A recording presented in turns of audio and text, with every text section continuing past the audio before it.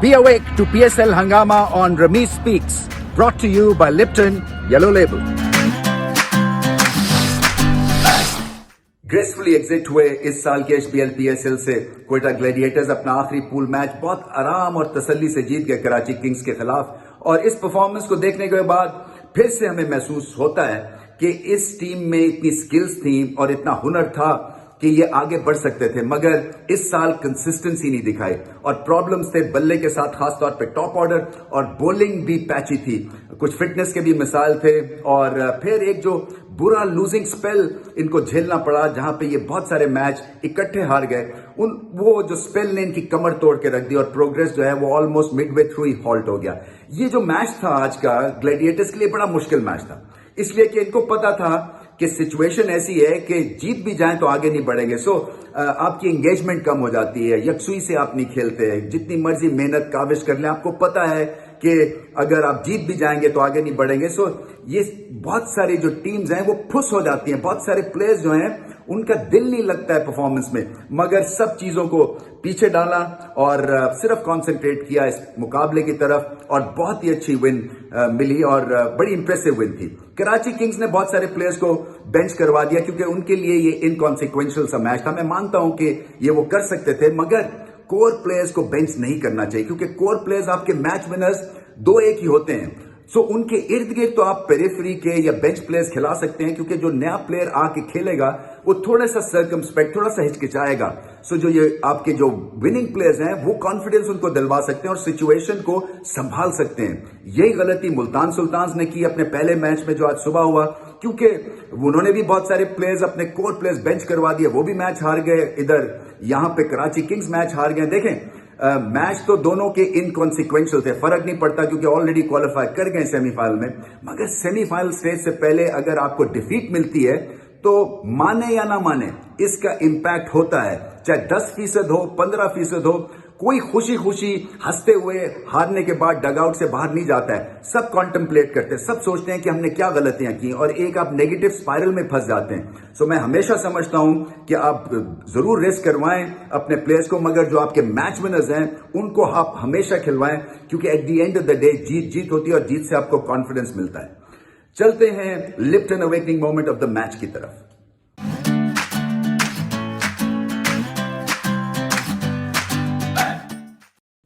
वो जो पार्टनरशिप थी शेन वॉटसन की और खुर्रम मंजूर की, वो लाजवाब पार्टनरशिप थी और खुर्रम मंजूर ने बहुत ही आला बैटिंग की और एक दफा फिर रिमाइंडर सख्त भिजवाया क्वेटा ग्लैडिएटर्स को कि उनको नजरअंदाज नहीं करना चाहिए था और उनके साथ चांस लेना चाहिए था, खासतौर पे जब ग्लैडिएटर्स का टॉप ऑर्डर अच्छा फंक्शन नहीं कर रहा था। वॉटसन भी बड़ी देर से फॉर्म में आए, मगर जब ये खेलते हैं तो फिर वन साइडेड अफेयर कर देते हैं। अच्छी बात यह है कि एंड तक इस टीम का हिस्सा बने रहे क्योंकि बहुत सारे फॉरेन प्लेयर्स जो थे वो कोरोना वायरस की वजह से पहले मुल्क छोड़ गए, मगर इन्होंने हिम्मत नहीं हारी और एंड तक जो है अपनी टीम को इन्होंने बैक किया और इन्वॉल्व रहे। सो ये बहुत अच्छी बात है। इसी तरह से खुर्रम मंजूर की बहुत अच्छी बैटिंग थी, स्पिन को बहुत अच्छा खेलते हैं और एग्रेसिव रहे, बड़ी जोर से हिट मारते हैं। सो एक आई ओपनर था क्वेटा ग्लैडिएटर्स के लिए कि इनको नजरअंदाज करना शायद ठीक नहीं था, स्पेशली जैसे मैंने कहा कि आपकी बैटिंग जो है वो फंक्शन नहीं कर रही थी।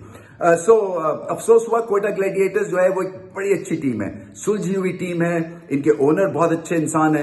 सो अच्छी चीजें हम एक्सपेक्ट कर रहे थे, मगर कई दफा जो है आपको वेकअप कॉल चाहिए होती है और वेकअप कॉल मिली है और उम्मीद यही करते हैं कि अगले सीजन में बहुत सारी चीजें ठीक करके आएंगे और कंसिस्टेंसी दिखाएंगे। इस साल कंसिस्टेंट बिल्कुल भी नहीं थे।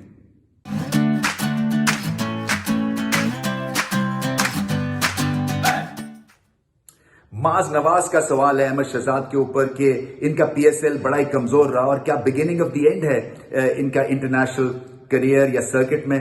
देखें, मुश्किल तो था उनके लिए पीएसएल, इसमें कोई शक नहीं, क्योंकि अगर ये कंसिस्टेंट रहते तो क्वेटा ग्लैडिएटर्स को बल्ले के साथ प्रॉब्लम्स इतने होने नहीं थे और इनको बहुत बैक किया क्वेटा ग्लैडिएटर्स ने, हर मैच खिलाया और इनकी फेवरेट पोजीशन जो इनके हिसाब से ओपन थी उस पर भी आखिरी मैच खिला के देख लिया, मगर नतीजा जो था वो कुछ खास अच्छा नहीं था।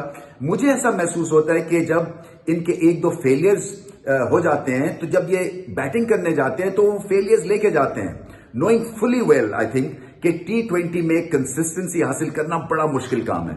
सो एक तो इनको ये सोचना है कि हर नया मैच जो है उसका पिछले मैच से कोई लेना देना नहीं है।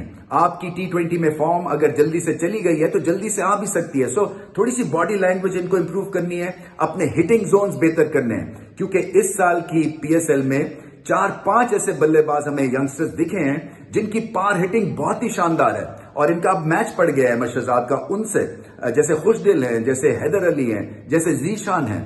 बहुत आला हिटिंग करते हैं और बहुत ही सही बॉल को पिक करते हैं बड़ी शॉट के लिए, और इनको भी यही करना है कि जब ये ऑफ सीजन में हो तो जाके अपनी पार हिटिंग को इंप्रूव करें और डाउन द ग्राउंड बड़ी शॉट खेलने की कोशिश करें, क्योंकि मुझे ऐसा लगता है कि जब अपने आप को ये चांस देते हैं और 1-2 डॉट्स खेल जाते हैं, उसके बाद प्रेशर में आ जाते हैं और फिर ऊट पटांग शॉट खेल देते हैं। सो इनका जो रडार है और जो रेंज है वो सीधी होनी है, और वो तभी होगी जब ये प्रैक्टिस करेंगे, क्योंकि ये गो टू शॉट होनी चाहिए कि प्रेशर से जो आपको शॉट निकालेगी वो लॉन्ग ऑन और लॉन्ग ऑफ वाली बड़ी शॉट है, ना कि मिड विकेट वाली और स्क्वायर लेग वाली। सो मैं उम्मीद करता हूं कि अगले साल बेहतर तौर पे प्रिपेयर्ड आएंगे, यहां से भी और टेक्निकल टर्म्स में भी।